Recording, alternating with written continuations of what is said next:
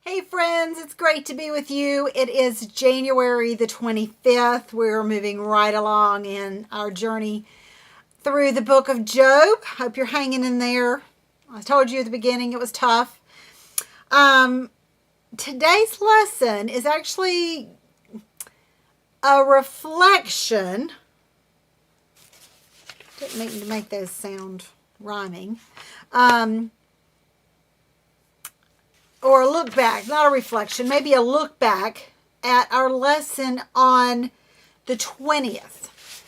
We started out, this is from Job chapter 5. The lesson was called Friendly Intervention.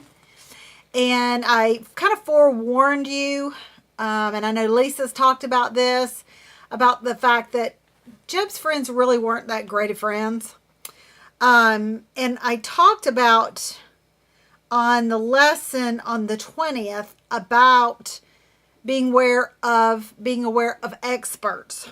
Don't throw the baby out with the bathwater. I'm just going through these points. Take the counsel in your mind to consider, but don't bury it in your beliefs. Have an honest conversation with yourself, with God, and then ask the Spirit to discern what is true and what is false. All right, you probably have already seen the practicality of these points up until right now. We're on the 8th speech, I believe. So we've got Eliphaz, a response, and then today we go into Job's 8th speech, a response to Eliphaz. So I love that God gave us these points back on the 20th, because we see clearly as we listen to some of the things that they say to Job. They're what I call head scratchers. They're like, what does that mean? What are you talking about? And this is one of those days, well, today is one of those days that he gives a piece of information. He gives some counsel. He gives some advice that you might want to go, that sounds pretty decent. Job 22, 21 through 20. Let me put my glasses on. Hang in there with me. 21 through 20. Well, our key verse is 21 and 22. Submit to God and you will have peace. Then things will go well for you. Listen to the instructions and store them in your heart. So he gives us this little moment, and then he goes on. Let me just finish. Verse 23. If you return to the Almighty, you will be restored. So clean up your life. If you give up your lust for money and throw your precious gold into the river, the Almighty himself will be your treasure. He will be your precious silver. Now, I love that. Doesn't mean we can't have treasure and have the Lord at the same time. The Lord needs to be our treasure. But a couple of things there, I'm like, so clean up your life. I mean, what kind of word is that? I didn't, and then give up your lust for money. They're pointing out specific things that they think are wrong in his life. Again, let's not throw the baby out with the bathwater. Let's have this conversation with God. Let's consider these things, but don't bury them in our beliefs. All right, so that's where we are. And I want us to take a look at this pull out this beautiful counsel. I'm getting rid of my notes for the 20th. This beautiful counsel on peace and wellness in this verse the verses that we find, 21, 22, and actually we could go into 23, returning to the Almighty and being restored. That means go back. Return means to go back into a place.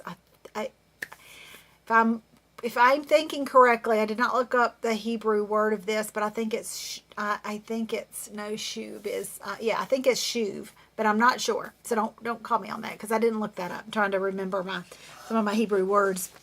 But I really don't know anyone that doesn't have in their life a season where they just really want peace and wellness. Pretty much every day, I would think. But especially there are seasons, hard seasons, and I would say Job is going through one of those, where we are just really needing some peace and wellness in our life. And he just gives us these beautiful little instructions. Eliphaz, again, we're going to not throw the baby out with the bathwater. We're going to take a piece of his counsel.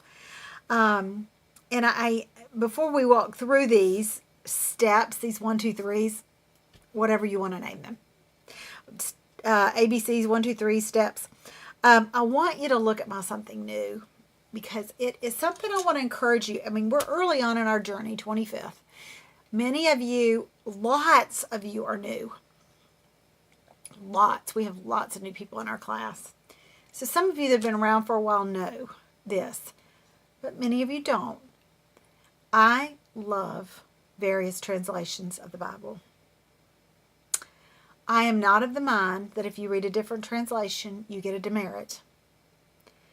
I am of the mind that God has given and gifted men and women the gift of handling, the privilege of handling His Word, but the gift of translating it. And I'm of the mind that God is not going to look upon His children and go, I'm really glad you read the Bible, but you read the wrong translation. I just don't see that in God. And I may be putting something upon God that's not there. Maybe He really is really concerned about that. I don't feel that He is. I've not heard Him pull my spirit back when I've said this before. And I've asked Him, if I'm misrepresenting something here, let me know. But I love the different translations. And I think these verses 21 and 22 are definitely ones to look at in these different translations, especially the Amplified. Oh. Acquaint now yourself with Him, which means agree with God and show yourself to be conformed to His will. So it's not just submitting to Him like you're the boss and I'm the, servant. It's not that at all. I love the way that Amplified paints that picture of agreeing with God is what it's saying. Okay, and be at peace. By that, you shall prosper and great. Good shall come to you. Receive, I pray, the law and instruction from His mouth, and lay up His words in your heart. I mean, I love the NLT. I love the New Living Translation. But do you see how reading the Bible in the different translations make it come alive? That not Amplified is not always as poetic as this. I love all various translations. Amplified sometimes my favorite in some verses and sometimes not. But I love the poetic sense of this. And it just breaks down what those steps or those 1, 2, 3s are. Submit, listen, restore. And like I said, we could probably add return to that. It's not in my notes, but we could add return to that. But I love submit. It in other translations as Amplified, and I think NASB, and maybe Holman Christian, it uses acquaint. And acquaint means to cause to know personally, to make familiar, to cause to know firsthand. And I just want to encourage you that is what you're doing right now. And the more that we acquaint ourselves with God, the more that we're going to have peace and things will be well with us, even when our circumstances are not peaceful or well.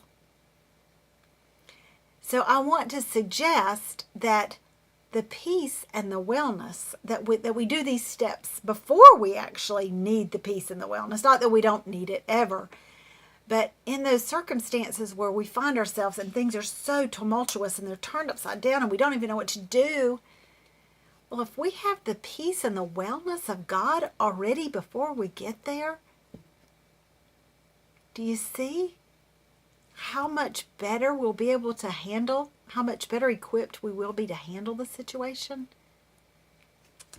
And then listen, it means to receive. When we get a gift, we receive it. It's not a gift unless we fully received, unless we open it and we partake of it. We use it. We use it with its intended purpose. And that's what this means. It means to take it into our hands and into our possession. And I love that that's what he says here about listening to God, his words. And then he says, store them. He says, store them, put them in a place, let them teach, sing, or say into your heart. When you look deep down in the definition of that word, that's one of the reasons I love Bible Hub, because when you click on that word and it takes you to your link, you go down in that list and you find your particular verse that you're looking up. You just don't pick that first meaning. That's like an overall general meaning, but when you look specifically in the verse, it says to teach, to say, or sing into your heart. God's instructions become a melody in our heart, and we become peaceful and well, even when our circumstances are not. And might I even suggest, when we go through those submit, listen, and store, going through those submit, listen, and store, make the returning to the Almighty easier, right? So just marinate on that today. What we're doing is we are becoming acquainted with God. We are, read through the Word, we are listening to his instructions and hopefully tucking them into our hearts so that we can say and sing them. And we are holding on to his instructions as if they are our very possession, and we own them. I just love that. Maybe even read the Amplified Version out loud. How about that? There's an assignment for you right now. Turn off the video and read the Amplified Version and personalize it. God, help me to acquaint myself with you. Talk to him through his own words. We'll see you next time on Read Through the Word.